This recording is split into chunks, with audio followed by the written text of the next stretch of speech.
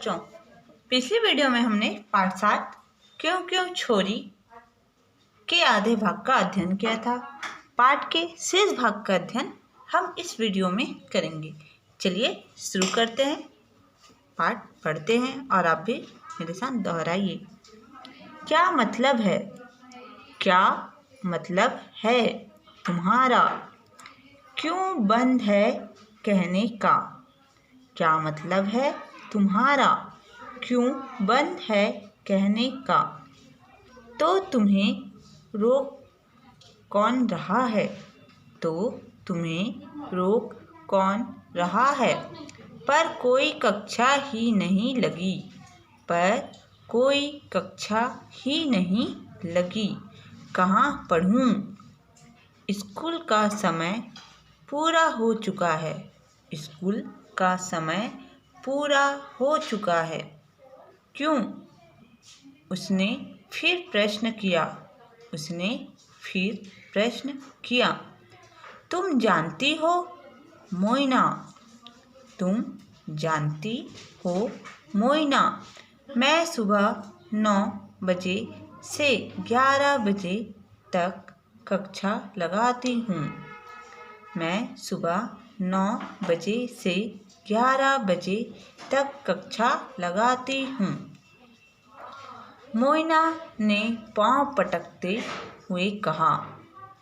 Moina ने पाँव पटकते हुए कहा, तुम समय बदल क्यों नहीं देती? तुम समय बदल क्यों नहीं देती? मुझे बाबू की बकरियाँ चरानी होती है। सुबह मैं तो केवल 11 बजे के बाद ही आ सकती हूँ। मैं तो केवल 11 बजे के बाद ही आ सकती हूँ। तुम पढ़ाओगी नहीं तो मैं सीखूंगी कहाँ से?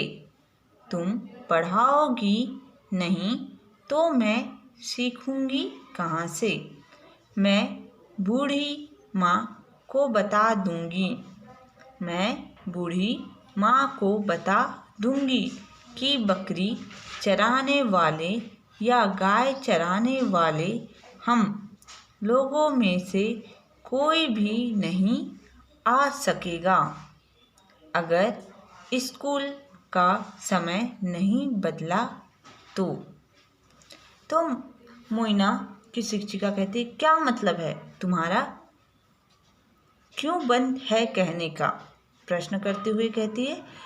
तो तुम्हें, शिक्षिका कहती, तुम्हें कौन रोका है? पर कक्षा ही नहीं लगी। मोइना कहती है शिक्षिका कि कक्षा ही नहीं लगेगी तो मैं कहाँ से पढ़ूंगी? तब शिक्षिका कहती है स्कूल का समय पूरा हो चुका है। और मोइना शिक्षिका से प्रश्न करते हुए फिर से कहती है, क्यों? तो शिक्षिका कहती है, मोइना तुम जानती हो सुबह स्कूल 9 से 11 बजे तक की ही कक्षा लगती है।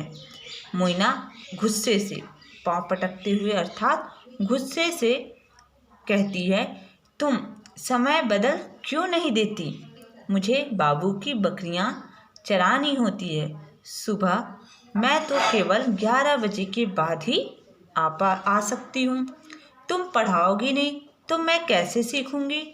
और मैं जो बूढ़ी माँ है उसको मैं बता दूंगी कि बकरी चराने वाले, गाय चराने वाले हम लोग में से कोई भी नहीं आ पाएगा सुबह अगर स्कूल का समय नहीं बदला गया तो। तभी उसने मुझे देखा और अपनी बकरी ले 9 2 11 हो गई। तभी उसने मुझे देखा और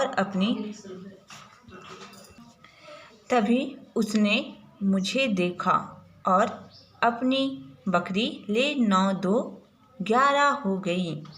शाम को घूमते घूमते मैं मोइना की झोपड़ी पर गई।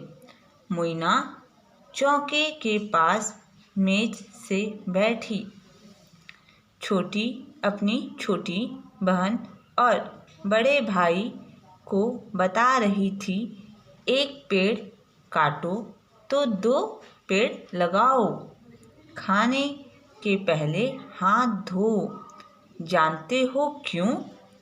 पेट दर्द हो जाएगा अगर नहीं धोगे तो। तुम कुछ नहीं जानते, जानते हो क्या? क्योंकि तुम स्कूल नहीं जाते। तभी उसने, जो लेखिका है, उसे देखकर अपनी बकरी लेकर 9-2-11 का अर्थात भाग जाना होता है।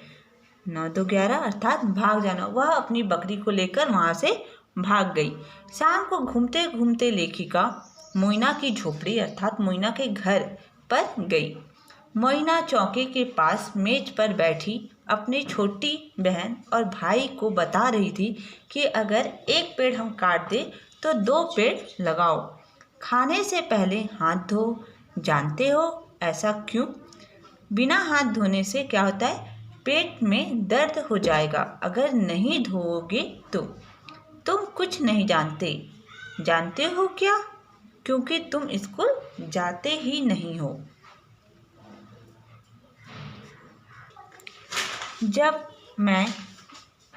गांव में जब प्राइमरी स्कूल खुला तो उसमें दाखिल होने वाली पहली लड़की मोइना थी।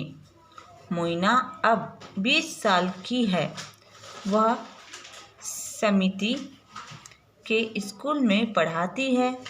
अगर तुम उसके स्कूल के पास से गुजरो तो निश्चित ही तुम्हें उसकी आवाज़ सुनाई देगी। आलस मत करो, मुझसे सवाल करो, पूछो क्यों मच्छरों को ख़त्म करना चाहिए? ध्रुव तारा हमेशा उत्तर की ओर के आकाश में ही क्यों रहता है? पेड़ क्यों नहीं काटने चाहिए? और दूसरे बच्चे भी अब पूछना सीख रहे हैं, क्यों? वैसे मोइना को पता नहीं है कि उसकी कहानी लिखी जा रही है। अगर उसे पता चल जाए तो कहेगी, क्यों? मेरे ही बारे में क्यों? तो जब गांव में प्राइमरी स्कूल खुला तब उसमें दाखिल का अर्थ है भर्ती होना। तो होने वाली मोइना पहली लड़की थी। जब मोइना 20 साल की हो गई तब वह अपनी समिति की स्कूल में पढ़ाने लगी। अगर तुम उसके स्कूल के पास से गुजरोगे तो निश्चित मोइना की आवाज़ तुम्हें सुनाई देगी। आलस मत करो, मुझसे सवाल करो, पूछो मच्छरों को ख़त्म करना क्यों चाहिए? ध्रुव तारा हमेशा उत्तर की ओर आकाश में ही क्यों रहता है? पेड़ क्यों नहीं काटने चाहिए?